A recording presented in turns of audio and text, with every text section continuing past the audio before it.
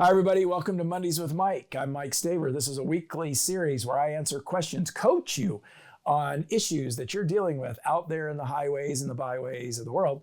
Would love to hear from you at some point. I'll tell you how at the end. In the meantime, let me answer this week's question. Dear Mike, how do I set boundaries without feeling guilty? How do I set boundaries without feeling guilty? I get this question a lot. In fact, you regular viewers probably hear me talk about this, maybe not as often as clarity, but you hear me talk about it a lot. Guilt is believing you're doing something wrong. Shame is believing you're bad. So guilt is I did something bad or wrong. I feel bad. Guilt's actually very healthy in small doses.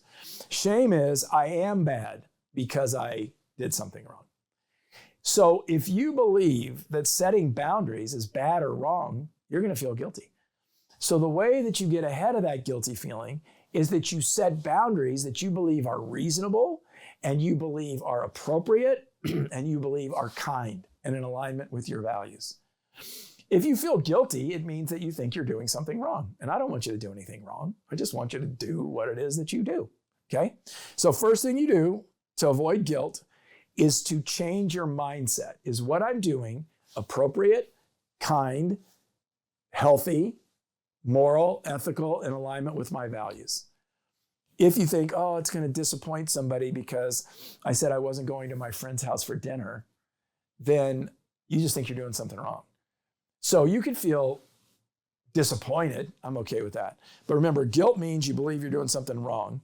So you change the belief system to, I'm not doing anything wrong. I'm just making a choice for me.